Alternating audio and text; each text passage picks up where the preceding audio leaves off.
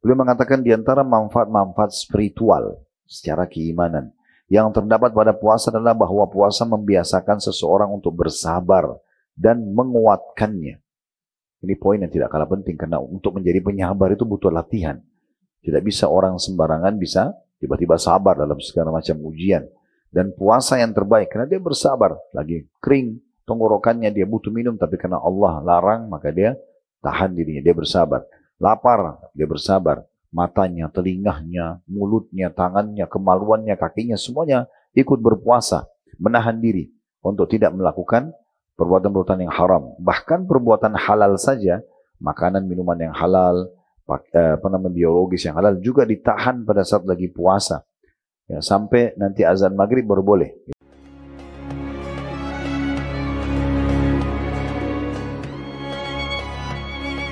Bismillah, Assalamualaikum warahmatullahi wabarakatuh. Alhamdulillah, tidak pernah berhenti lisan kita selalu mengucapkan dua susunan kata-kata mulia ini, yaitu Alhamdulillah. Karena kedua susunan kata ini Allah subhanahu wa ta'ala telah menjadikannya sebagai kalimat bersyukur atau berterima kasih. Dimulai dari miliaran sperma yang telah Allah izinkan dituangkan dari ayah kita semuanya, lalu kitalah yang terpilih lahir di muka bumi ini dengan segala macam fasilitasnya. Apakah itu yang ada di tubuh kita sendiri, dari mata bisa digunakan untuk melihat, telinga mendengar, lidah dan bibir untuk mengucap dan mengecap, tangan menjamah, kaki melangkah, dan segala macam sistem yang luar biasa dalam tubuh kita, dari sistem pencernaan, kemudian pertahanan, dan segala macam hal. Kemudian juga di luar kita, atau tubuh kita ini cukup banyak, adanya kedua orang tua yang merawat kita dari kecil, adanya udara, oksigen yang bisa dihirup sehingga bisa membuat kita hidup, air, api, tanah, dan segala macam hal. Semua itu Allah subhanahu wa ta'ala ciptakan buat kita, termasuk menciptakan diri kita sendiri untuk mengabdi kepadanya. Kembali kami ingatkan surah Az-Zariyat, surah nomor 51 ayat 56, akad yang paling dasar sekali, kenapa kita semua ada di muka bumi ini, وَمَا خَلَقْتُ الْجِنَّ وَالْإِنسَ إِلَّا لِيَعْبُدُونَ. Kata Allah SWT, aku tidak ciptakan jin dan manusia kecuali murni hanya untuk mengabdi atau beribadah kepadaku. Memang kita diciptakan, saudaraku seiman, untuk sholat, untuk puasa, untuk zakat, untuk majelis ilmu, untuk bakti sama orang tua, jenguk orang sakit, dan semua perintah-perintah kebaikan dalam agama. Dan kita dilarang untuk melakukan pelanggaran-pelanggaran, apapun yang dilarang oleh Allah Subhanahu wa ta'ala dalam syariatnya. Dan juga tentunya perintah ini dipelajari untuk dikerjakan, sementara larangan itu dipelajari untuk dijauhi. Dan ini adalah bentuk syukur kita kepada Allah Subhanahu wa ta'ala. Makanya Ibnu Qayyim rahimahullah mengatakan, termasuk bersyukurnya seorang hamba kepada Tuhannya pada saat dia kembali kepada tujuan utama dia diciptakan. Dia menggunakan semua fasilitas ini di atas ketundukan dan kepatuhan kepada Allah Subhanahu wa ta'ala. Maka kita bersyukur alhamdulillah, termasuk pada siang ini kita berkumpul semuanya untuk menjalankan salah satu tujuan kita diciptakan. Selain sholat duhur tadi berjamaah di rumah Allah Subhanahu wa ta'ala, ini kita juga hadir dalam majelis ilmu untuk mempelajari apapun yang Allah Subhanahu wa ta'ala perintahkan kepada kita. Semoga Allah ikhlaskan niat dan jadikannya sebagai tambahan amal soleh kita yang memberatkan timbangan nanti pada hari kiamat. Allahumma amin. Selanjutnya kita panjatkan salam hormat kita kepada manusia yang telah membawa kepada kita syariat Allah Subhanahu wa ta'ala, sebaik-baik suri tauladan, dan juga orang yang telah disempurnakan jalur nasabnya, fisiknya, ilmunya, dan seluruh risalah langit ditutup dengan diutusnya manusia terbaik ini. Mengucapkan salam hormat kepadanya sekali akan dibalas dengan 10 salam dari Allah Subhanahu wa ta'ala. Maka jadilah sosok muslim yang setelah memuji Allah alhamdulillah selalu mengucapkan salawat dan taslim kepada Nabi besar Muhammad sallallahu alaihi wa ala alihi wa sahbihi wasallam. Melanjutkan bedah buku kita yang biasa kita bedah tentunya, seingat saya sebulan sekali ada, ditulis oleh Dr. Ahmad Mustafa Mutawalli hafizahullah, dengan judul terjemahan kunci sukses di alam kubur. Dan sering kami ingatkan untuk diri kami dulu, kemudian Bapak Ibu sekalian, tentang memang adanya kehidupan di alam kubur itu. Kalau kita lewat di kuburan-kuburan yang sering kita lewati, dari rumah kita menuju ke aktivitas kita dalam keseharian, Apakah ke sekolah, ke kantor, ke lembaga-lembaga, ke pasar, apa saja tujuan kita, maka biasanya tidak asing kita melewati kuburan-kuburan tersebut. Orang cerdas adalah orang yang melihat gundukan tanah itu dengan batu nisan, ada sosok manusia di dalamnya yang sama seperti kita sebelumnya. Mereka juga lahir dari rahim seorang wanita, melalui proses bayi, anak-anak, kemudian seperti umumnya anak-anak berharap untuk bisa bermain, makan sepuasnya, minum sepuasnya, dan segala macam, tinggal dipandu oleh orang tuanya. Setelah itu kemudian mulai remaja, punya angan-angan ingin berumah tangga, ingin punya income, sampai akhirnya berumah tangga, berubah statusnya dari bujang, gadis menjadi, ya, tentunya dari pejaka dan gadis menjadi suami ataupun istri. Kemudian beranjak lagi ke status selanjutnya ayah dan ibu, dan akhirnya berubah status menjadi kakek dan nenek, ujungnya adalah meninggal dunia. Semua ini proses sama. Dan Allah SWT mengatakan, وَلَنْ تَجِدَ لِسُنَّةِ اللَّهِ تَبْدِيلًا. Kalian tidak akan pernah temukan dalam sistem yang sudah Allah buat itu perubahan-perubahan. Oleh karena itu kita ambil pelajaran. Bagaimana baginda Nabi SAW selalu mencontohkan kepada kita dan memerintahkan kita sebagai umatnya, agar sering menziarahi kubur, melihat kuburan tersebut, agar kita ambil pelajaran, ibrah, bahwasanya kita pun akan seperti mereka. Jangan penyesalan-penyesalan yang terjadi pada mayit-mayit yang ada di kuburan itu terulang juga pada kita nanti penyesalannya, karena kurangnya amal saleh atau menganggap remeh, tidak sibuk mengisi waktu-waktu dia selama di dunia ini dengan apa yang telah Allah ciptakan dia, yaitu beribadah dan mengabdi kepada Allah, dan malah sebaliknya sibuk dengan pelanggaran-pelanggaran yang dilarang oleh Allah yang sangat dekat dengan konsekuensi hukuman. Maka jangan sampai kita tidak ambil pelajaran. Di kuburan itu dijelaskan oleh Nabi SAW hanya dua keadaannya. Menjadi taman dari taman surga karena keimanan dan amal soleh, dan itu akan membawa kepada kebahagiaan abadi sampai ke surga nanti. Karena Uthman bin Affan mengatakan ini adalah awal alam akhirat, kuburan maksudnya. Siapa yang selamat darinya, dia pasti akan selamat setelahnya. Dan kalau dia celaka di kuburan, menjadi lubang dari lubang neraka, maka kedepannya pun sangat dekat dengan kecelakaan. Masuk ke dalam neraka jahanam, apalagi kalau meninggal dalam keadaan kafir, munafik, musyrik, mereka akan kekal di penyesalan abadi. Sudah pernah kita jelaskan, dan saya berharap ulang-ulangi mentadabburi surah Al-Mu'minun, surah nomor 23 ayat 99 sampai 115. Selalu baca dan ulang-ulangi, baca terjemahannya, baca ayatnya, kalau perlu baca tafsirnya. Tinggal searching di Google tafsir Al-Mu'minun surah nomor 23 ayat 99 sampai 115. Jadi Bapak Ibu akan melihat dan membaca bagaimana Allah memberikan bocoran kepada kita penyesalan-penyesalan yang terjadi dari orang-orang yang meninggal dalam keadaan kufur, munafik, musyrik, banyak maksiat kepada Allah Subhanahu wa taala. Mereka sangat menyesal, mereka menangis, mereka menyesal di akhirat di neraka sana, tapi tidak ada manfaat bagi mereka dalam penyesalan tersebut. Karena Allah Subhanahu wa taala memiliki dua sifat yang agung. Allah itu Ghafurur Rahim. Allah Maha Pengasih dan Allah Maha Pengampun dan Maha Pengasih. Tapi bagi hamba-hambanya yang patuh, mau tunduk dan melaksanakan perintah. Sementara sisi yang lain, Allah itu Syadidul Iqab. Allah sangat berat siksaannya bagi para pembangkang. Kita nggak boleh, Bapak Ibu sekalian, terus menerus berpegang pada sifat Allah Ghafurur Rahim, Allah Maha Pengampun dan Maha Pengasih, sementara kita maksiat. Ini kurang tepat. Karena kalau orang selalu mengatakan, tidak apa-apalah saya berzina, tidak apa-apalah saya riba, tidak apa-apalah saya berbohong, tidak apa-apalah saya tidak sholat, toh Allah itu Ghafurur Rahim, Allah Maha Pengampun dan Maha Pengasih. Sehingga dia terlalaikan terus dari ketaatan dan selalu lalai dan selalu semangat dalam mengerjakan kemaksiatan. Padahal sebenarnya yang tepat bagi orang yang lalai dan suka buat maksiat adalah sifat Allah yang lain, yaitu Allah Syadidul Iqab. Allah sangat berat siksaannya. Jadi Ghafurur Rahim itu bagi orang yang patuh.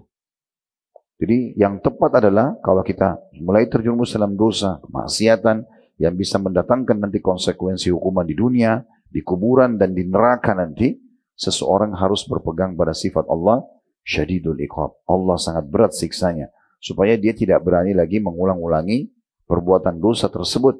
Karena semua dosa atau maksiat akan memiliki konsekuensi hukuman. Nah, ini gambaran tentang masalah adanya memang kuburan tersebut. Dan sudah sering kita ingatkan di setiap kali kita mulai kajian, hadis-hadis yang sahih. Bagaimana Nabi SAW menjelaskan dalam hadis Bukhari, kuburan memang jadi taman dari taman surga atau lubang dari lubang neraka. Bagaimana Nabi SAW melewati dua kuburan, lalu beliau mengatakan sesungguhnya dua penghuni kuburan ini sedang disiksa, sementara keduanya disiksa bukan hal yang mereka anggap besar, tapi ketahuilah itu besar di sisi Allah Subhanahu wa Ta'ala. Yang satu suka adu domba, yang satu tidak cebok pada saat kencing, yang menandakan memang ada siksa di kubur tersebut, ada kehidupan di sana. Bagaimana Nabi SAW menjelaskan dalam riwayat Bukhari, kuburan itu akan dilapangkan bagi orang beriman seluas pandangan matanya, dan bagi orang kafir akan menghimpit tubuhnya sampai tulang rusuknya bersatu. Nah, ini semua hadis-hadis yang menjelaskan masalah itu.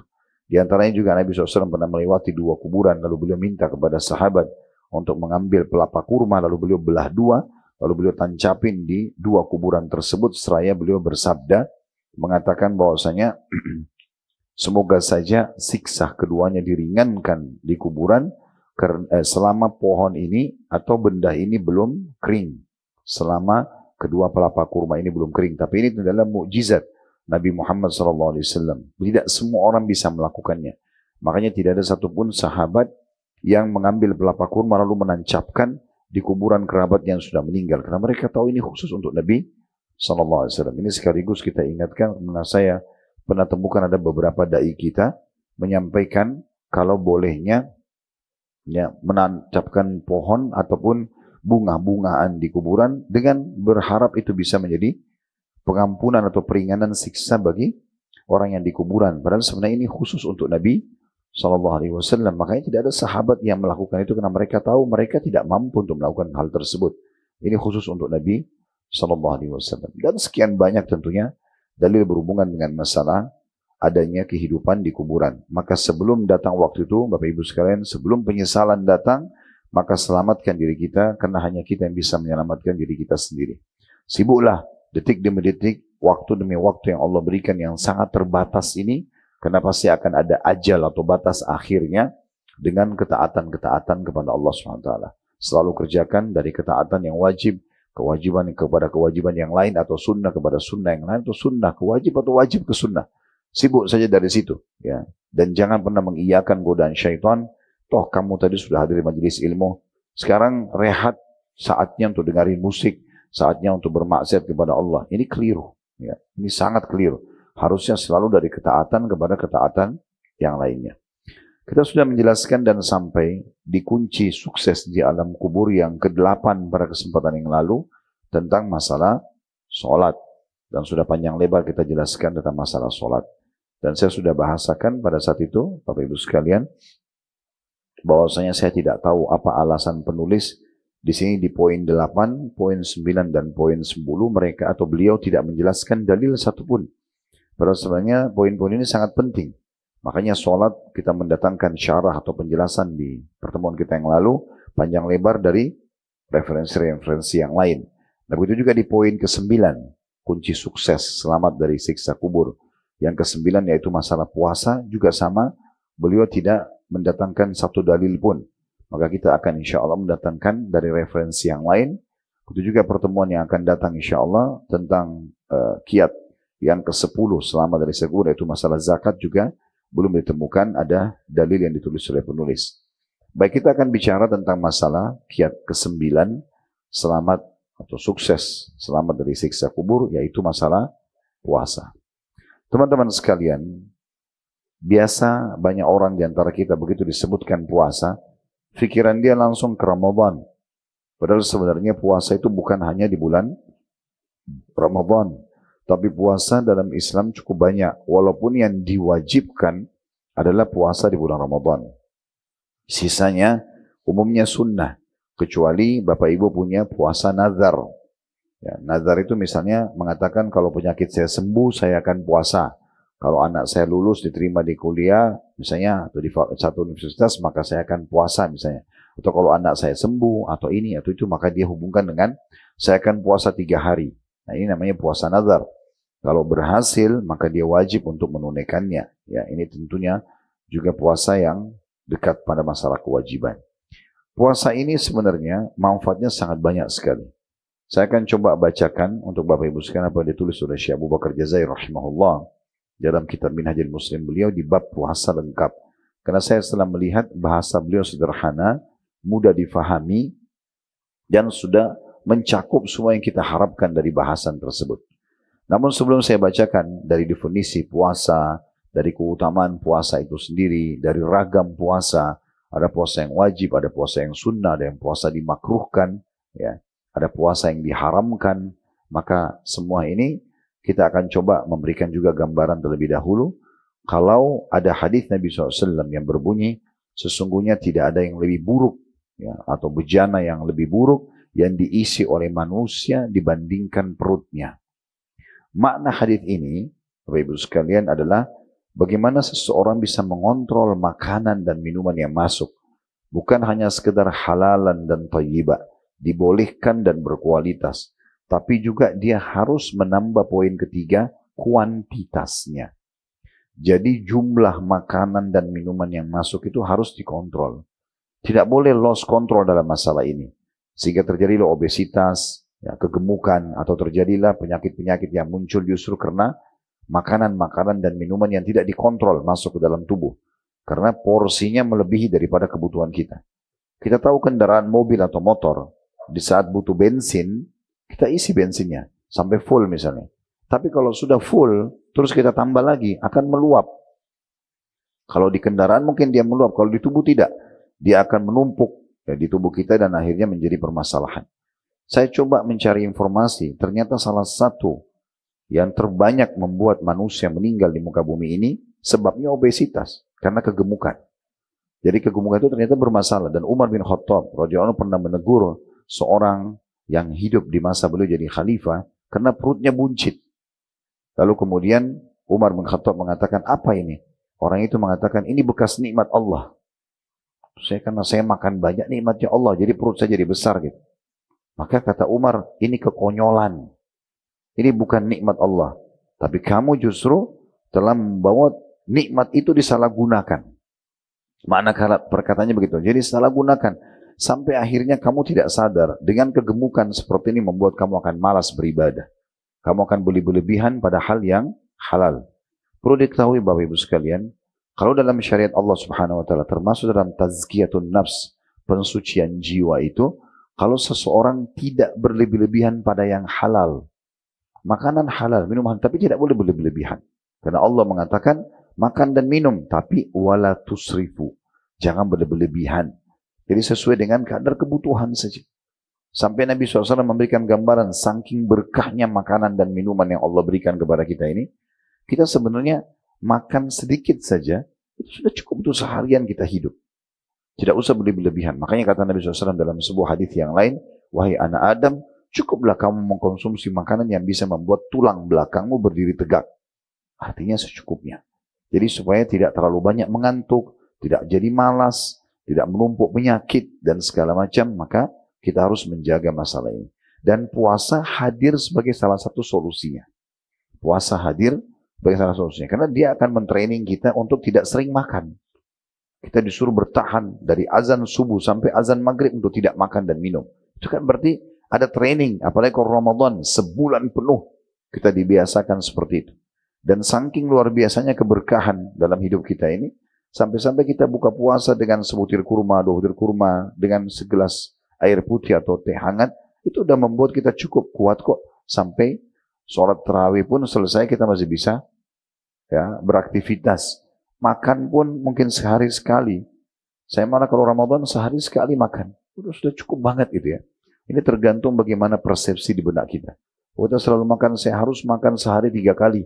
Bahasa saya harus makan sehari 3 kali ini, berarti seakan-akan dia kurung dirinya di bingkai kehidupan yang dia buat sendiri. Saya kalau tidak minum kopi ke pagi hari, kepala saya pusing. Ini jadi masalah buat dia nih. Padahal sebenarnya, jangan persepsi seperti ini. Jangan buat bingkai kehidupan yang kita kurung diri kita sendiri di situ. Ada susu, ada air putih, ada teh, ada apa saja minum, mudahin aja. Saya kalau tidak makan 2 piring, saya nggak akan kenyang. Ini jadi masalah. Ya. Padahal sebenarnya dia makan beberapa sendok udah cukup buat dia. Kan dia sendiri yang tanamkan persepsi itu. Saya kalau tidak nikah sama orang ini, saya gila. Nanti gila benar. Padahal sebenarnya Judulnya orang sama. Ibu-ibu sini semua depan saya, depan kami ini, walaupun beda casing, beda muka, beda paras wajah, postur tubuh, warna kulit, jenis rambut, apalah, semuanya mungkin sukunya berbeda, tapi judul induknya perempuan. Sama. Laki-laki juga begitu. Saya sama bapak-bapak semuanya mungkin berbeda casingnya. Itu untuk menunjukkan kemahakuasaan Allah menciptakan berbeda alis, berbeda mata, berbeda kulit dan segala macam. Tapi judul induknya laki-laki. Gak jadi nikah sama ini, nikah sama yang lain selesai. Jangan jadi beban gitu ya. Saya kalau tidak tidur di rumah saya nggak bisa tidur. Gimana caranya? Di rumah mertua, di masjid, di hotel, tidur saja biasa. Namanya tidur, kan judulnya tidur. Kan gitu. Jadi jangan kadang-kadang kita buat diri kita ini terkurung di bingkai kehidupan yang kita buat sendiri. Karena sebenarnya tidak ada masalah. Ya. Ini poin-poinnya. Jadi sebenarnya kita kembali kepada teori yang paling tepat. Bagaimana kita mengkonsumsi sesuatu yang kita butuhkan secukupnya. Dan puasa betul-betul melatih kita untuk itu. Bagaimana sebenarnya sudah cukup buat diri kita sesuatu yang luar biasa. Kalau pernah dengar nama ini, namanya Salim bin Abdullah bin Umar bin Khattab. Cucunya Umar bin Khattab. Umar bin Khattab itu orangnya tinggi besar, kekar sekali tubuhnya, berotot ya. Itu luar biasa. Tapi makannya Umar ini roti sama minyak, zaitun, kadang-kadang sama kurma, kadang-kadang sama daging. Oke, apa saja yang ada beliau makan. Tidak jadi beban. Sampai pernah ada orang ditemui oleh Umar bin Khattab. Pulang dari pasar, beli daging banyak sekali. Kata Umar, kenapa kau beli ini? Dia bilang, saya lagi pengen. Kata Umar, apakah semua yang kamu pengen harus kau beli? Sebenarnya bukan dilarang ya. Tapi berlebihan ini jangan. Karena semua yang berlebihan itu pasti punya efek kurang baik gitu ya. Mubadzir lah dan segala macam gitu ya. Contohnya. Nah cucu beliau Salim bin Abdullah bin Umar terkenal sekali. Postur tubuhnya mirip seperti kakeknya Umar bin Khattab. Tinggi besar. Satu waktu dia lagi haji. Karena laki-laki kalau pakai haji itu cuma pakai ihram. Ya, laki-laki kalau lagi ihram tidak boleh pakai kaos dalam, nggak boleh pakai celana dalam, pokoknya 2 lembar kain putih saja. Nah kalau orang pakai, bisa kita duduk laki-laki sama laki itu biasa kadang-kadang kena panas gerah, dibuka ihramnya, karena sama-sama laki-laki di tenda. Waktu Salim lagi makan, lagi mau makan sama orang-orang di kemah di Arafah, dia terbuka bajunya. Orang semua lihat, badannya bagus banget, berotot. Seperti kalau kita sekarang mungkin binaragawan. Maka ada yang tanya, apa makanan Anda? Dia bilang roti sama minyak. Ya, biasanya orang-orang dulu itu kalau mau melatih dirinya supaya tidak terlalu terikuti hawa nafsu, dia cari roti, dicelupin di minyak supaya basah baru dimakan sama dia. Orang-orang semua yang cuma ini dia bilang ya, itu yang saya biasa makan. Tapi kalau ada makanan, bukan jadi beban juga. Kita lagi diundang sama orang, kita makan. Kita lagi ada makanan yang enak di rumah, kita makan. Tapi kalau nggak ada, bagi seorang mukmin biasa aja. Bukan jadi sebuah beban. Ya, ibu-ibu perlu renungi ini ya. Karena biasa perempuan itu terbawa perasaan. Kalau sudah pengen makan di satu restoran, nggak dapat, itu jadi bahan cerita sebulan. Itu restoran saya suka banget, tapi saya datang nggak dapat. Itu jadi bahan cerita terus, kenapa? Urusan dunia nggak usah terlalu berlebihan.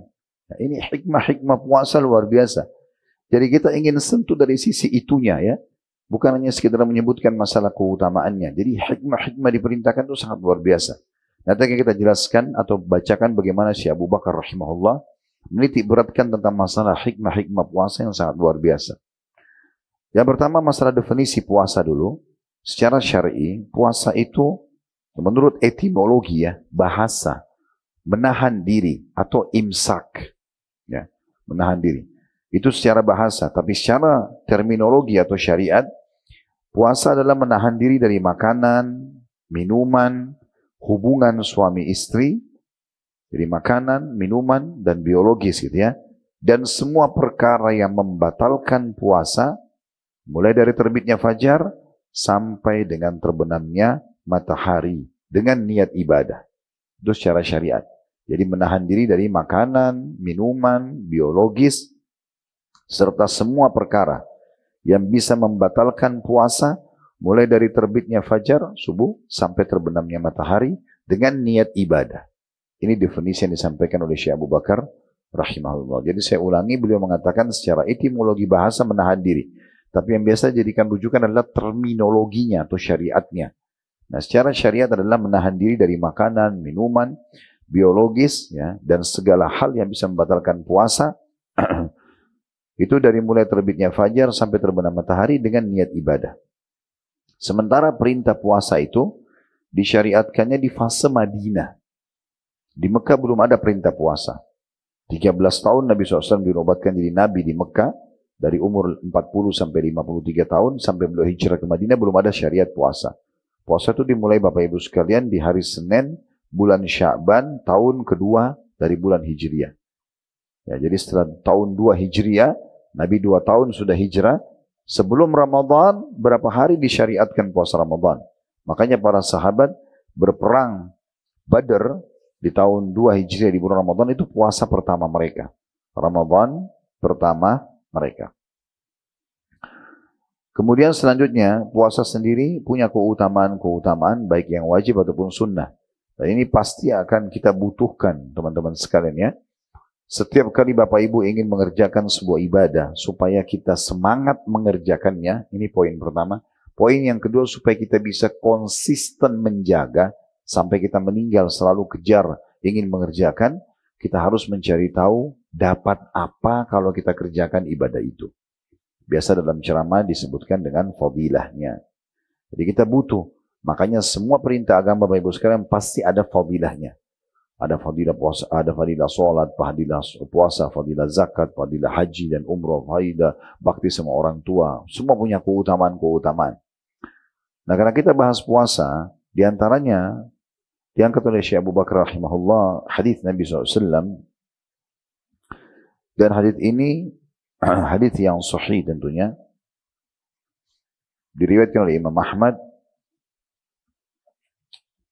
dan beliau menghasankan hadis ini, bukan sahih ya, dihasankan. Dan Imam Suyuti mengatakan hadis ini la ba'sa bihi, atau bisa diterima.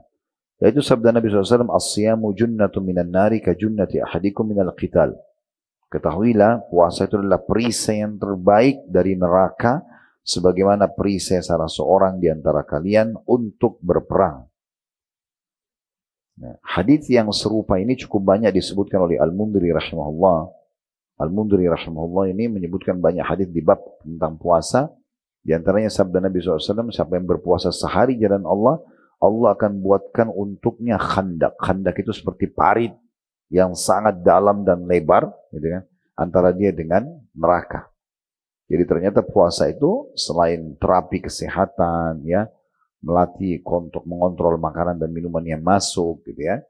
Juga nanti kita akan lihat bagaimana melatih kesabaran, ya, dalam sisi sosialnya, sisi kesehatannya banyak sekali manfaatnya. Juga nanti akan kita jelaskan tentunya. Tapi di sini dipenjelaskan, secara agama dia akan menyelamatkan dari api neraka. Dan ini perisai terbaik. Jadi kita tahu perisai adalah yang digunakan oleh orang di masa dulu kalau berperang. Tangan kanannya pegang pedang, tangan kirinya pegang perisai dari besi, bulat kotak misalnya bentuknya, lalu untuk menangkis serangan musuh. Kemudian hadis yang selanjutnya, hadis muttafaqun alaih Bukhari Muslim. Kata Nabi SAW, man sama yawman fisabilillahi azza wa jal zahzahallahu wajhahu anin nari bidzalikal yawmi 70 kharifa. Siapa yang berpuasa satu hari saja di jalan Allah, mau wajib atau sunnah?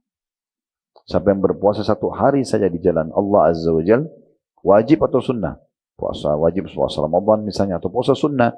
Senin, Kamis, Ayyamul Bid, puasa Arafah, puasa Tasu'a dan Asyura dan seterusnya. Nanti kita akan rincikan beberapa jenis-jenis puasa sunnah.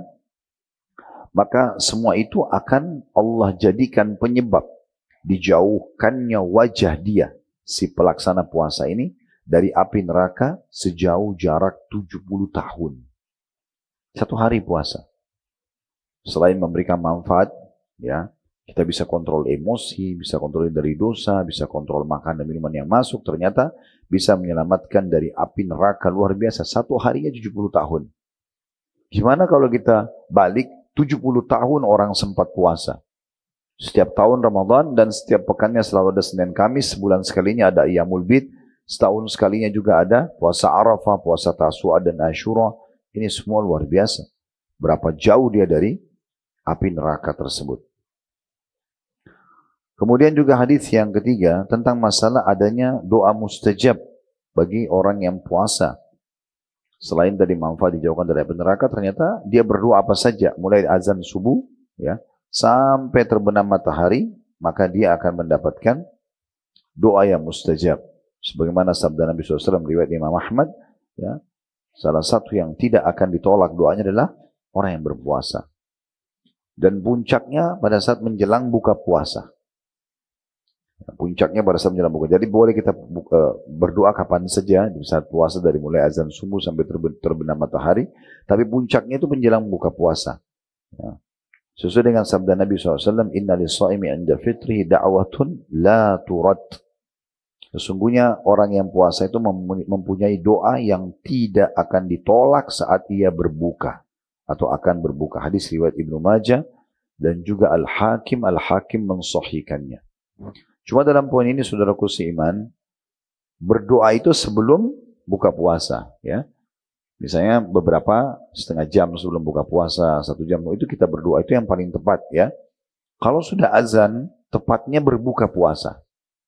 Baca bismillah, lalu kemudian mulai dengan sunnah Nabi SAW itu dimulai dengan rutab. Rutab itu kurma basah. Ya. Dikatakan dalam riwayat kalau Nabi SAW tidak memiliki rutab, beliau pindah ke tamarat, butir-butiran kurma yang kering. Ya. Atau selain kurma yang basah. Dan kalau tidak ada baru hasawat min ma' atau beberapa teguk air putih. Lalu beliau sholat maghrib. Ya. Jadi seperti susunannya begitu. Memang pertama buka puasa walaupun kita haus, coba makan kurma dulu. Walaupun 1 butir gitu ya. Jadi ini kurmanya yang basah karena sudah ada kandungan airnya. Kemudian kalau tidak ada baru kurma yang mungkin tidak basah atau kita basahkan biasa kering. Kemudian baru kalau tidak ada air. Atau kalau kita mau gabungkan keduanya oke. Yang penting bismillah tangan kanan kurma dulu kemudian baru minum air. Setelah minum air baru kita baca doanya zahabaz zama'. Telah hilang dahaga itu, wabtallatil uruq, telah basah semua urat-urat, wa thabatal ajru insyaallah, dan semoga pahala dicatatkan oleh Allah Subhanahu wa taala. Kemudian selanjutnya ini saya ingatkan kenapa? Karena ada orang pas azan masih sibuk berdoa sehingga lewat waktu buka puasanya. Ini keliru juga ya. Karena kata Nabi SAW, manusia tetap dalam keadaan baik selama mereka menyegerakan buka puasa dan menerlambatkan sahurnya. Azan langsung buka puasa. Habis itu sholat baru makan berat kalau mau makan setelahnya. Dan sahur justru makin dekat dengan azan subuh makin baik. Nah seperti itu sabda Nabi SAW.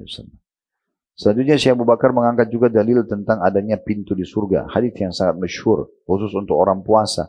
Maksudnya ada satu camp istana di surga khusus untuk orang yang rutin berpuasa. Hadits ini tentu disebutkan oleh Bukhari dan juga Muslim. Kata Nabi SAW, Inna fil jannati baban yuqalu lahu Rayyan.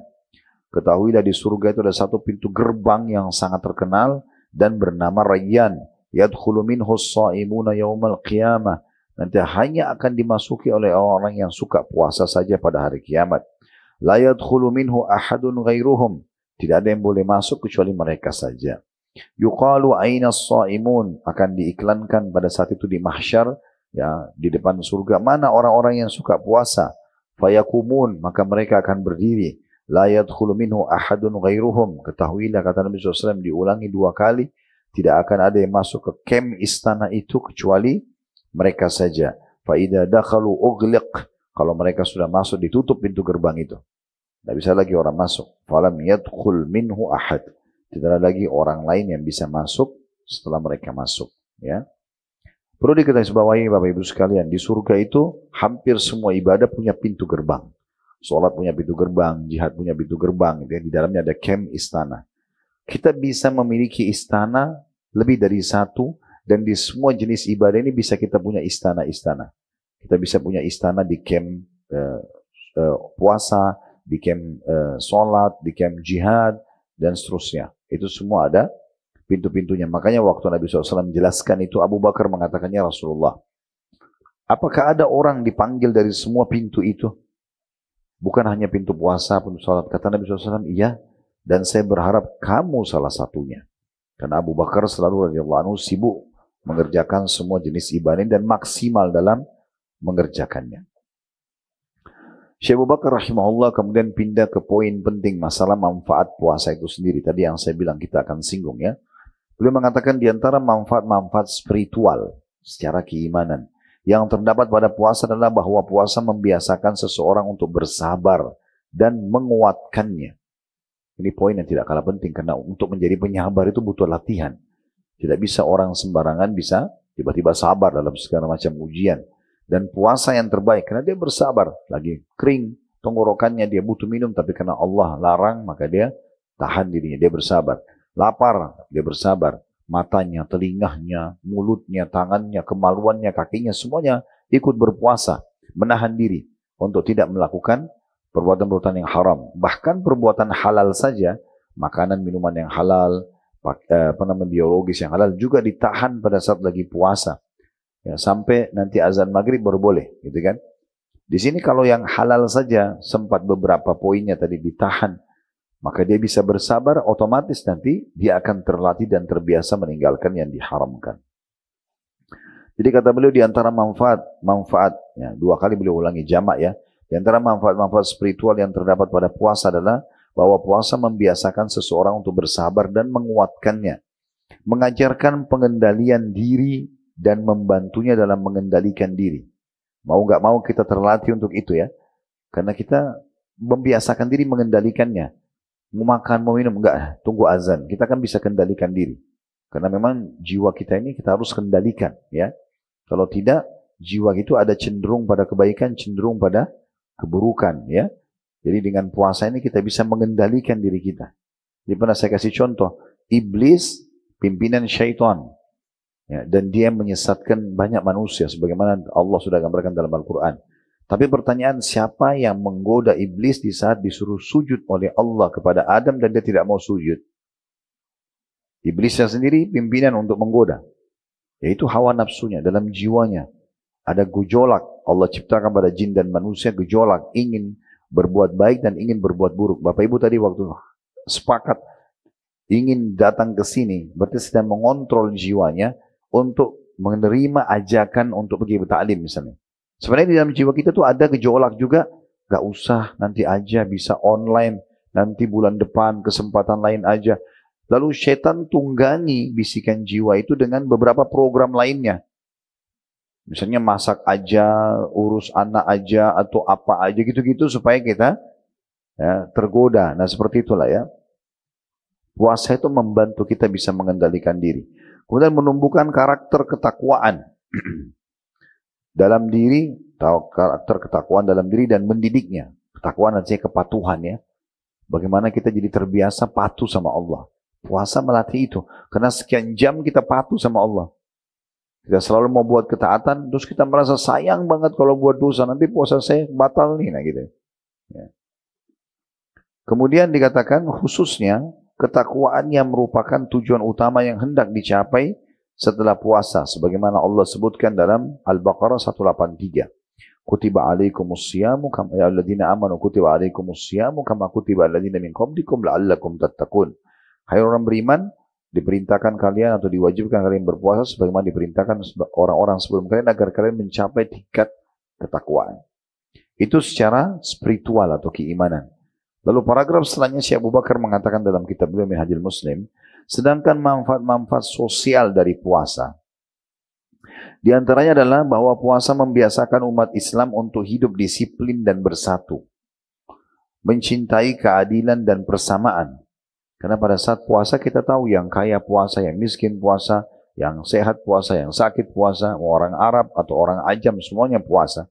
Maka kita merasa ada kesamaan antara kita dengan orang-orang beriman yang lain. Ya. Kemudian mencintai keadilan dan persamaan dan menumbuhkan perasaan sayang dan moral atau akhlak yang baik.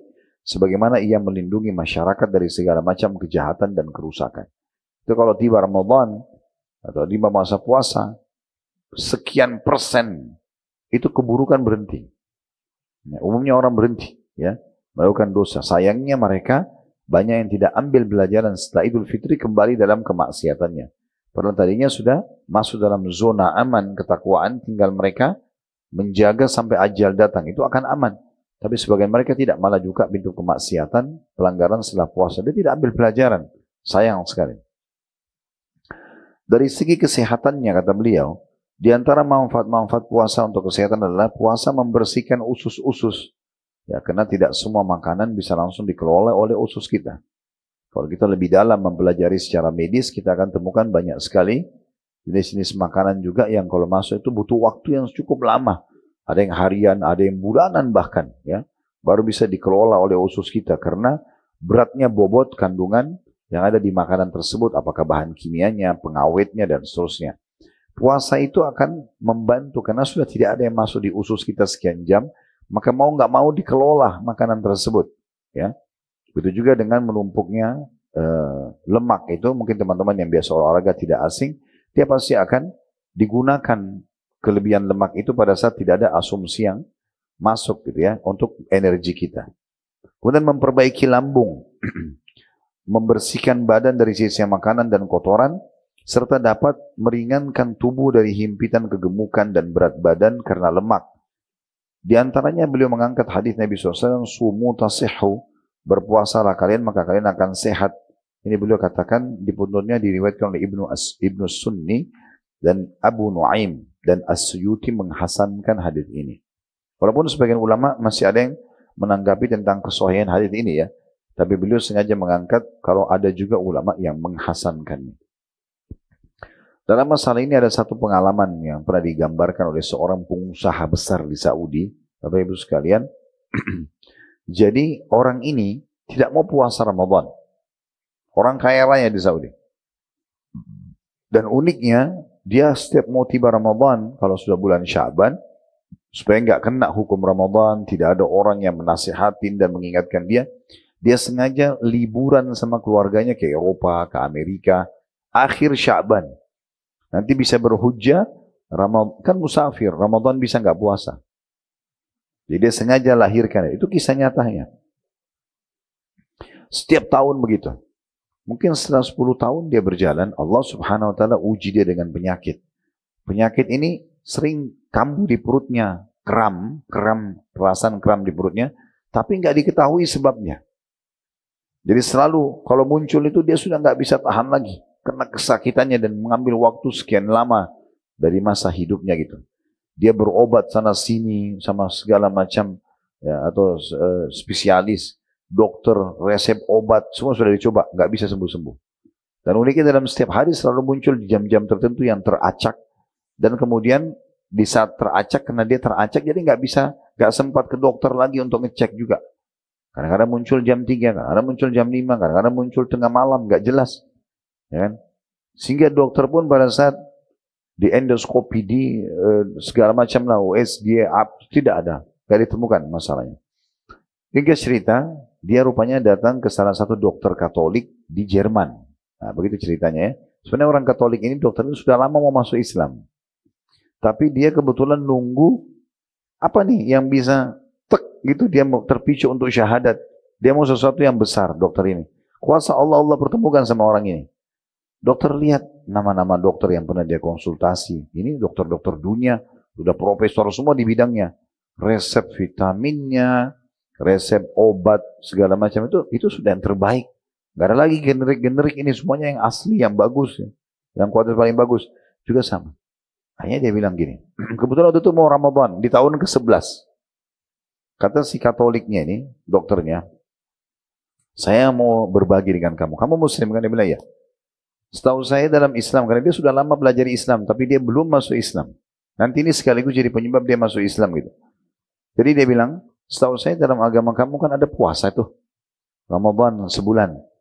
Sekarang berhentikan semua obat ini, berapa hari mau Ramadan masuk, coba kamu terapi puasa. Lakukan puasa itu 1 bulan. Orang ini tiba-tiba tersentuh kuasa Allah. Allah kalau kasih hidayah orang itu, sentuhnya kadang-kadang kita nggak masuk akal kita ya. Ada orang karena cuma lihat satu cuplikan ceramah 1 menit, sadar tobat dari semua dosa-dosanya. Ya. Ada juga orang sebaliknya, dia satu cuplikan buruk, maka rusak hidupnya. Na'udzubillah. Jadi Allah kalau berikan hidayah itu luar biasa. Ya. Maka dia pun pulang, dia terapi kesehatan. Subhanallah, semenjak dia niat puasa Ramadan, sebulan pun nggak pernah kambuh kram perutnya. Setelah Idul Fitri, ya, di akhir Ramadan dan Idul Fitri, dia nyatakan taubat nasuha kepada Allah SWT, dan dia bersedekah sekian banyak harta dia di jalan Allah, dan dia kembali ke Jerman, dan dia ucapkan kepada dokter tersebut, terima kasih Anda sudah mengajarkan saya tentang perintah agama saya. Terus terang saya selama 10 tahun tidak pernah puasa perintah agama. Tapi setelah Anda ingatkan, Allah ingatkan melalui lisan Anda, maka saya pun jadi puasa. Maka dicek betul orangnya tidak sakit lagi, karena itu dokternya malah syahadat. Tapi kita bisa lihat bagaimana manfaat puasa itu sangat besar. Ya, saya berapa kali duduk sama teman-teman medis Muslim, mereka mengatakan betul-betul Ustaz ya, perintah puasa itu luar biasa. Saking sayangnya orang-orang yang tidak tahu seperti kami tahu. Sudah ada penelitian segala macam, ternyata itu manfaatnya besar sekali buat kesehatan ya. Kalau mereka tahu itu, maka mereka pasti akan melakukannya. Walaupun tidak ada syariatnya, apalagi kalau ada keutamaan-keutamaan tadi, selamat dari api neraka, jaraknya 70 tahun gitu ya. Ya, kemudian bisa jadi pengampunan dosa dan segala macam keutamaan yang luar biasa dari puasa itu. Baik, selanjutnya beliau masuk penjelasan tentang masalah jenis-jenis puasa. Ada yang disunnahkan, ada yang dimakruhkan, dan ada yang diharamkan. Tentu kalau diwajibkan kita sudah tahu puasa Ramadan. Kita enggak sedang bahas itu, tapi nanti kita akan singgung sedikit saja ya. Karena puasa Ramadan ini biasanya menjelang Ramadan cukup banyak materi yang akan membahas atau dibahas oleh para ustadz kita, dan juga kita tidak asing ya. Nah, ini puasa yang sangat agung setahun sekali ya. Tapi yang jelas Ramadan itu fungsinya setelah 11 bulan kita menggunakan usus kita, tubuh kita ini, kalau tubuh kita ini robot, Bapak Ibu sekalian mungkin sudah rusak ya. Karena panas, dingin, asam, pedas semuanya masuk ya. Apalagi kita di Indonesia Masya Allah tidak kurang dengan kuliner ya. Dan kaya sekali dengan karbohidrat yang luar biasa gitu ya. Jadi sudah nasi digoreng lagi dan ya, jadi pakai minyak gitu. Tambah nasi sama mie, semuanya karbo sama-sama. Ini luar biasa itu. Jadi banyak banget. Saya kalau ketemu sama teman-teman saya di luar negeri, terutama di Saudi, mereka lagi hidangkan misalnya buah pisang. Saya bilang ini di Indonesia kita goreng. Hah? Pisang kamu goreng gitu. Dia kaget pisang bisa digoreng pakai minyak. Dia nggak tahu kalau itu makanan sehari-hari kita itu ya. Dia belum tahu lagi ada kerupuk, ada ya, hampir semuanya serba digoreng gitu. Ala kulli hal kita tidak bicara itu. Baik, kita masuk. Belum mulai dengan puasa-puasa yang disunnahkan, tidak asing. Belum mulai, ini mulai karena urutan buku Syekh Abu Bakar, maka saya baca. Karena puasa ini beliau menjelaskan saja tentang ini jenis-jenis puasa sunnah. Dimulai dari puasa Arafah yang dilakukan setahun sekali saja bagi orang yang sedang tidak haji, tidak asing tentunya. Terjadi pada 9 Zulhijjah. Sebagaimana hadis Nabi SAW, "Shaumu yaumi Arafah yukaffiru dzunuba sanataini madiyatun." Atau madiyatan wa mustaqbalatan ya. Saya ulangi, "Shaumu yaumi Arafata yukaffiru dzunuba sanataini madiyatan wa mustaqbalah wa shaumu Asyura yukaffiru sanatan madiyah." Puasa hari Arafah dapat menghapuskan dosa-dosa 2 tahun sekaligus. Setahun yang lalu dan setahun akan datang. 365 hari yang lalu dan 365 hari ke depan. Kemudian dikatakan, dan puasa hari Asyura tanggal 10 Muharram juga setahun sekali saja menghapuskan dosa-dosa 1 tahun sebelumnya. Dari hadis ini kita bisa lihat bagaimana keutamaan puasa Arafah yang setahun sekali, dan hanya sehari puasa bagi yang sedang tidak haji bisa mendapatkan pembersihan dosa 2 tahun sekaligus. Oleh karena itu kami sarankan agar Bapak Ibu selalu punya kalender ya, atau Anda kalau punya aplikasi di handphone yang ada tanggal hijriahnya supaya tidak luput dari ini ya.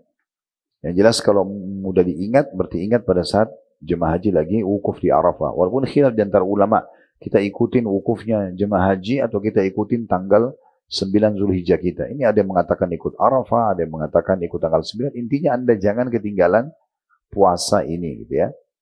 Baik, yang kedua puasa Asyura tadi sudah disinggung, tapi di sini ditambah di poin kedua dengan Tasu'a. Asyura dari kata-kata asyara yang berarti 10, maksudnya 10 Muharram. Dan Tasu'a adalah 9, maksudnya 9 Muharram. Sebagaimana sabda Nabi SAW, "Wa shaumu Asyura yukaffiru sanatan madhiyah." Sedangkan puasa Asyura bisa menghapuskan dosa setahun yang lalu. Ya, sebagaimana hadis diriwayatkan oleh ya, Imam Muslim. Kemudian juga Nabi SAW mengatakan tentang puasa Tasu'anya, 9-nya, karena waktu itu orang-orang Yahudi puasa juga 10 Muharram, Asyura, maka beliau mengatakan, "Idza kana al-'amul muqbil insyaallah sumnal yawm at-tasi'." Kalau kami masih tiba hidup tahun depan, maka secara otomatis kami akan ikutkan ya puasa ini dengan puasa 9, maksudnya puasa Ashura dengan Tasu'a agar berbeda dengan orang-orang Yahudi. Hadis ini riwayat Muslim. Yang ketiga puasa 6 hari pada bulan Syawal. Kita sudah tahu bulan Syawal itu adalah bulan yang datang setelah Ramadan. Ramadan bulan ke-9 dari bulan-bulan Hijriah, Syawal bulan ke-10. Biasa kita lihat kalau selamat Hari Raya Idul Fitri 1 Syawal. Nah Idul Fitrinya nggak boleh kita puasa 1 Syawal, tapi setelahnya boleh berpuasa. Nah kita anjurkan puasa 6 hari. Hadits yang masyhur, bisa 6 hari berturut-turut, bisa cuma 6 hari tapi bisa 6 hari tapi dipecah-pecah gitu ya, atau dipisah-pisah, yang penting selama bulan Syawal. Hadits yang sahih diriwayatkan Imam Muslim, kata Nabi SAW, "Man shama Ramadhana wa atba'u sittan min Syawal kana ka siyamid dahr." Barang siapa yang berpuasa bulan Ramadan lalu melanjutkan dengan 6 hari puasa bulan Syawal, maka ia seperti puasa sepanjang tahun. Yang keempat, puasa pertengahan pertama dari bulan Sya'ban. Ya. Puasa pertengahan pertama maksudnya 2 pekan pertama dari bulan Sya'ban. Bulan sebelum Ramadan. Ramadan bulan ke-9 ini bulan ke-8. Sesuai dengan pernyataan Ummul Mukminin Aisyah radhiyallahu anha, aku tidak pernah melihat Rasulullah SAW berpuasa 1 bulan penuh kecuali pada bulan Ramadan, dan aku tidak pernah melihat beliau melakukan puasa dalam 1 bulan yang lebih banyak daripada bulan Sya'ban. Diriwayatkan oleh Imam Muslim. Ya, tentu ada rincian ulama tentang masalah puasa beliau. Selain puasa Senin Kamis, puasa Ayyamul Bidnya, biasanya beliau tambah dengan puasa tatawwu atau puasa tambahan. Jadi ada namanya puasa tambahan, Bu ya, Bapak Ibu sekalian. Kalau pernah dengar hadis Nabi SAW waktu beliau pernah pulang ke rumah Aisyah, lalu kemudian beliau tanya, apakah kalian punya makanan? Aisyah mengatakan tidak ada. Kata Nabi SAW, inni idzan shaim. Kalau gitu saya puasa. Ini namanya puasa tambahan. Jadi bukan Senin Kamis ya. Ibu saya hari Selasa, lagi sehat-sehat badannya, dan saya lagi nggak ada juga kepentingan hari ini, saya mau puasa aja. Boleh aja. Namanya puasa tatawwu. Yang kelima, puasa ya 10 hari pertama di bulan Zulhijjah. Ini jenis puasa sunnah yang kelima. Jadi dari tanggal 1 sampai tanggal 9 Zulhijjah itu dianjurkan puasa. Tentu 10 Zulhijjah tidak puasa ya, karena memang itu adalah hari raya Idul Adha. Hadits yang sangat masyhur dalam masalah ini diriwayatkan juga oleh Imam Muslim, "Ma min ayyamin al-amalu shalihu fiha ahabbu ila Allah azza wa jalla min hadhil ayyam." Tidak ada hari-hari di mana semua jenis amal saleh lebih Allah cintai dibandingkan amal-amal yang dikerjakan di hari-hari ini. Qalu ya Rasulullah walal jihadu fisabilillah, wahai utusan Allah, kami mau bertanya, jihad pun di jalan Allah belum bisa menyamai pahala puasa di 10 awal bulan Zulhijjah itu, atau amal-amal dikerjakan 10 bulan Zulhijjah. Qala walal jihadu fisabilillah, jihad pun belum bisa menyamai pahala orang yang berbuat amal soleh apapun di 10 awal bulan Zulhijjah, illa rajulun kharaja bi nafsi wa mali thumma lam yarji min dzalika bi syai', kecuali seseorang yang keluar berperang membawa jiwa dan hartanya lalu dia tidak membawa pulang keduanya. Kemudian yang keenam, puasa pada bulan Muharram. Puasa sama tadi, Senin Kamisnya atau Ayyamul Bidnya, ya. Tapi diperbanyak juga di bulan Muharram puasa-puasa tambahannya. Ini kata beliau begitu ya. Sesuai dengan sabda Nabi SAW ketika ditanya, puasa apakah yang lebih utama setelah Ramadan? Maka beliau mengatakan, Syahrullahi alladzi tad'unahu Muharram. Tad'unahul Muharram. Bulan Allah yang kalian sebut dengan bulan Muharram. Ini adalah puasa yang paling afdal dikerjakan setelah puasa Ramadan. Yang ketujuh, puasa Ayyamul Bid atau puasa 3 hari setiap bulan. Biasa dikatakan dengan puasa putih ya, karena bid artinya putih. Dan paling afdal dikerjakan 13, 14, 15. Sesuai dengan pernyataan sahabat Nabi yang mulia Abi Dzar radhiyallahu anhu, beliau mengatakan, amarana Rasulullah SAW an nasuma min asy-syahri 3 ayyamil bid. Sungguhnya Rasulullah SAW memerintahkan kepada kami untuk berpuasa pada hari-hari putih selama 3 hari setiap bulannya. 13 wa 14 wa 15. Tanggal 14, 13-nya, 14 dan 15-nya. Wa qala hiya ka shaumid dahr. Kata Nabi SAW, dan dia pahalanya sama dengan puasa setahun penuh. Yang ke-8 dan ke-9 puasa sunnah gabungan antara Senin dan Kamis. Poin ke-8 puasa Seninnya, poin ke-9 puasa Kamisnya. Karena biasa kita tahunya puasa Senin Kamis digabung, karena dia ini kayak partner, ya walaupun berdiri sendiri ya. Misalnya Bapak Ibu sempat puasa Senin, tidak sempat puasa Kamis, nggak masalah. Ya, jadi tidak harus partner, nggak harus orang puasa Senin harus Kamis juga. Tapi kalau kita gabungkan keduanya itu jauh lebih afdal. Sesuai dengan riwayat menyebutkan bahwasanya Nabi SAW selalu mengerjakan Senin Kamis. Dan pada saat ditanya hal tersebut, beliau mengatakan, Innal a'mala tu'radu kullu thnaini wa khamis, fayagfirullahu likulli muslimin, ya. Au likulli mu'minin illal mutahajiraini fayaqul akhirhuma. Sesungguhnya perbuatan-perbuatan itu diperlihatkan pada Allah, dilaporkan pada Allah pada hari Senin dan Kamis. Lalu Allah mengampuni setiap muslim atau setiap mukmin, kecuali dua orang yang saling memutuskan persahabatan, bertengkar. Allah berfirman kepada para malaikat, tundalah mereka berdua ini. Dalam riwayat lain, tundalah mereka hatta yastaliha, sampai mereka baikan. Hadis riwayat Ahmad dengan sanad yang sahih. Yang ke-10, puasa satu hari atau berbuka puasa sehari, biasa dikenal dengan puasa Daud. Sesuai dengan sabda Nabi SAW, ahabbus siyami ilallahi siyamu Daud. Puasa yang paling Allah cintai adalah puasa Daud. Wa ahabbus salati ilallahi salatu Daud. Dan salat yang paling Allah cintai adalah salatnya Daud. Kana yanamu nisfahu wa yakumu thuluthahu wa yanamu sudusahu. Wa kana yasumu yawman wa yuftiru yawman. Dan Nabi Daud itu tidur setengah malam, lalu bangun sepertiga malam, dan tidur lagi seperenam malamnya. Dan puasa satu hari, dan berbuka puasa satu hari. Hadis ini diriwayatkan oleh Bukhari dan juga Muslim. Yang ke-11, puasanya bujang dan gadis, ya.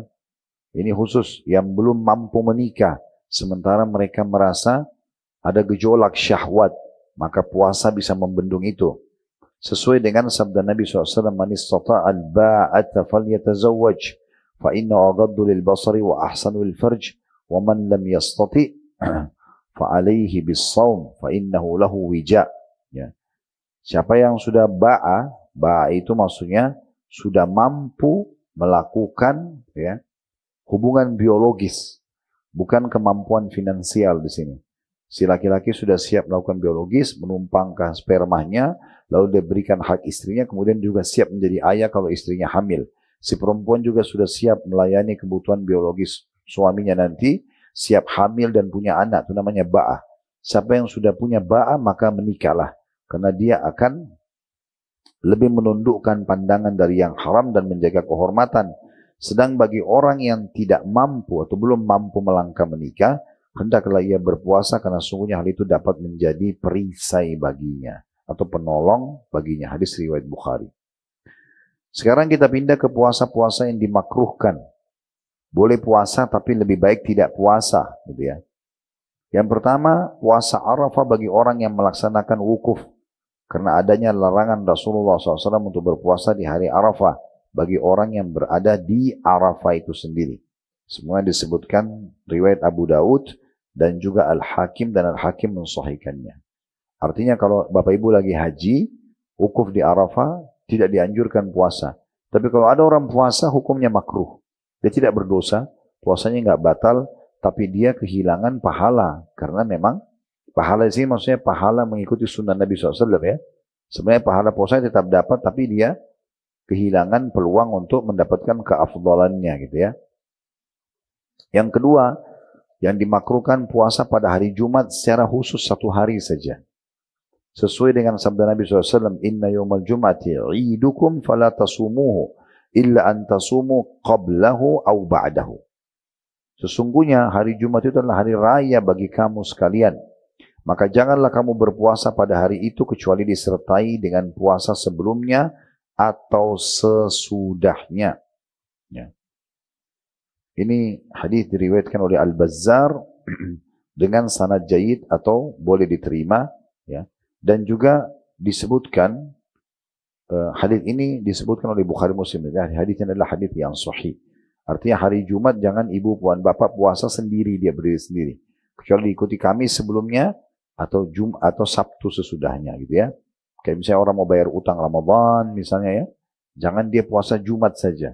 Beda kalau misalnya pas kena Ayyamul Bid, Jumat, Sabtu, Ahad itu lain.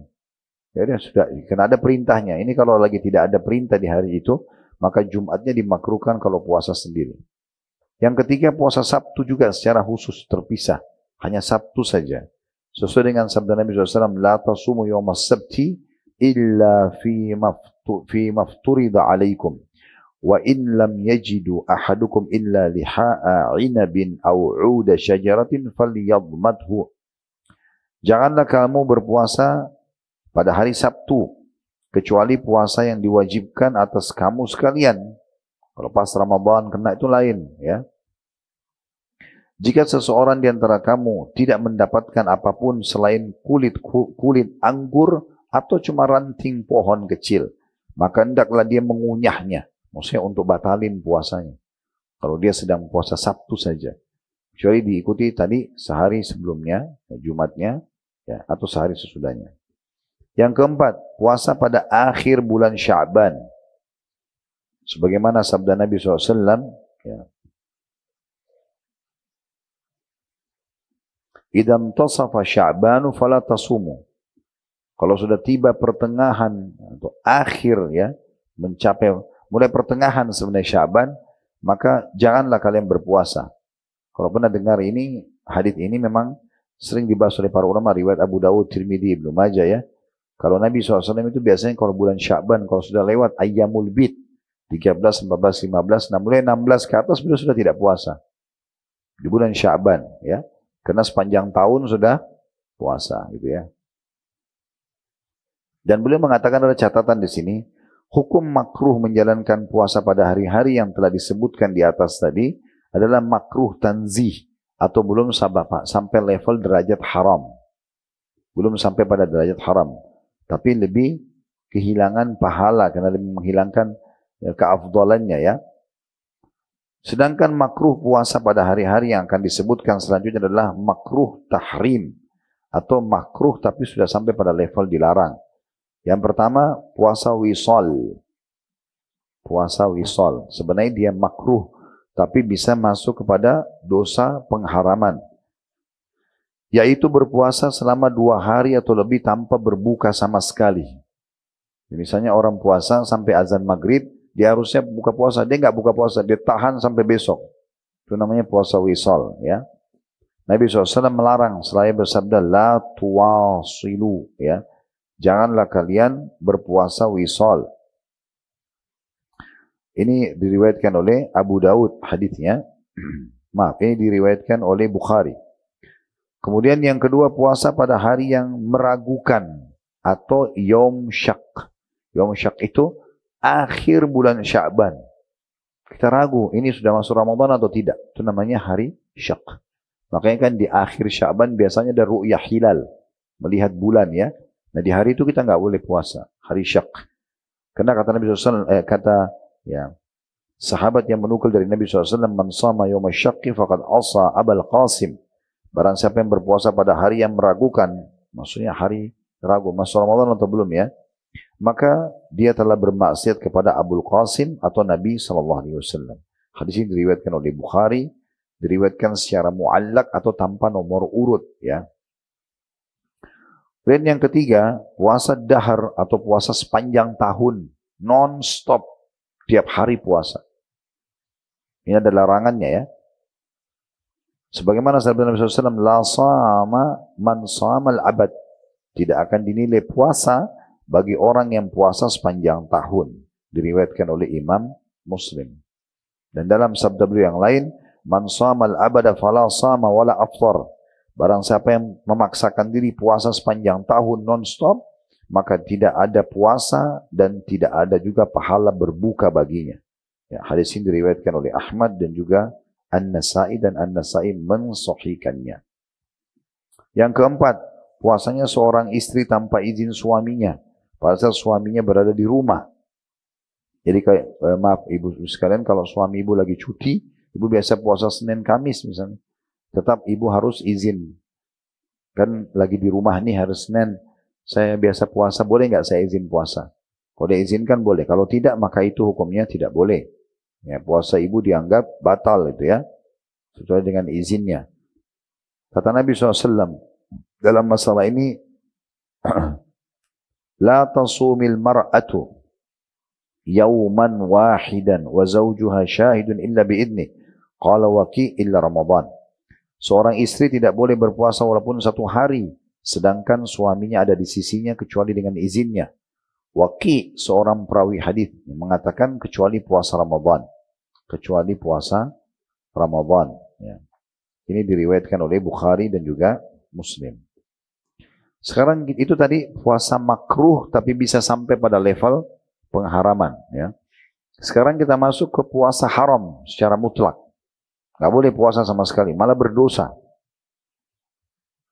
Kalau tadi kan puasa seorang istri tanpa izin suaminya, tapi kalau tiba-tiba lagi puasa, suaminya bilang, udah nggak apa-apa, puasa aja saya ridho. Nah itu jadi berubah hukumnya gitu kan. Tapi kalau ini memang sudah haram, tidak boleh sama sekali. Ibu dan bapak kalau puasa, dosa. Yang pertama, puasa di 2 hari raya, Idul Fitri dan Idul Adha. Ya. Berdasarkan perkataan Umar radhiyallahu anhu, inilah 2 hari raya di mana Rasulullah SAW telah melarang berpuasa pada 2 hari tersebut. Hari Idul Fitri, setelah kamu sekalian berpuasa pada bulan Ramadan sebulan penuh. Dan Idul Adha, ketika kamu sekalian memakan sebagian dari hewan kurban yang kalian sembelih. Ya. Ini perkataan Umar radhiyallahu anhu, dinukil oleh Bukhari dan juga Muslim. Yang kedua, haram hukumnya puasa di 3 hari tasyrik. Tasyrik itu 3 hari berturut-turut setelah Idul Adha. Kalau Idul Adha 10 Zulhijjah, tasyrik itu 11, 12, 13 dari bulan Zulhijjah. Makanya kalau bulan Zulhijjah, puasa Ayyamul Bidnya, Bapak Ibu sekalian pindah ke 14, 15, dan 16. Karena tanggal 13-nya masih masuk hari tasyrik. Ya.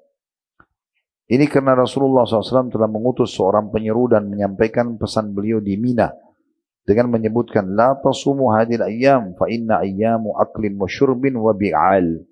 Jangan kamu sekalian berpuasa pada hari-hari ini karena hari ini adalah hari-hari untuk makan, minum, dan juga berhubungan biologis, diriwayatkan oleh Tabarani dan aslinya ada dalam Sahih Muslim.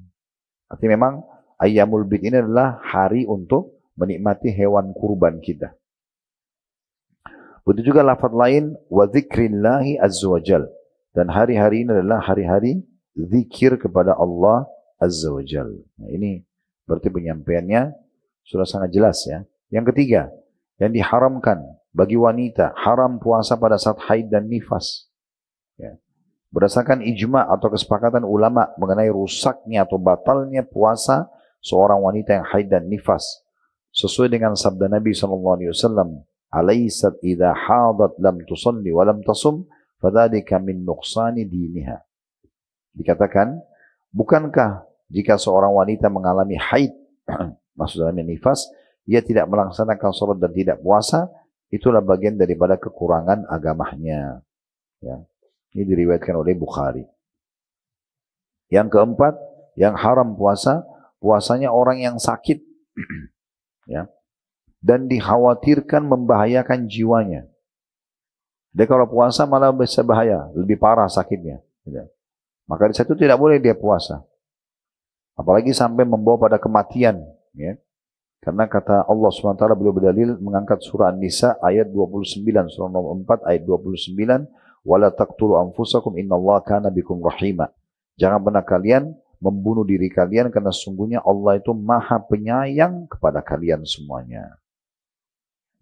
Ya, jadi ini jelas dalil tentang masalah atau pembagian tentang masalah puasa itu sendiri. Dan tentunya kalau kita mau bahas lebih panjang lebar, ini banyak sekali bahasannya, teman-teman sekalian, tentang masalah puasa ini. Di antaranya tentu kalau kita mau bahas masalah Ramadan itu cukup panjang. Bahasan tentang masalah Ramadan itu bab khusus ya. Tapi kita cukupkan sampai sini insya Allah tentang masalah bab puasa ini. Kita sudah sebutkan tentang faedah-faedahnya secara kehidupan sosial, secara spiritual atau keimanan, ya, secara kesehatan semua sudah dipaparkan. Kalau ada benar dari Allah silakan diamalkan. Kalau rasa dari saya tolong dimaafkan. Subhanakallahumma bihamdika asyhadu an la ilaha illa anta astaghfiruka wa atubu ilaik. Wassalamualaikum.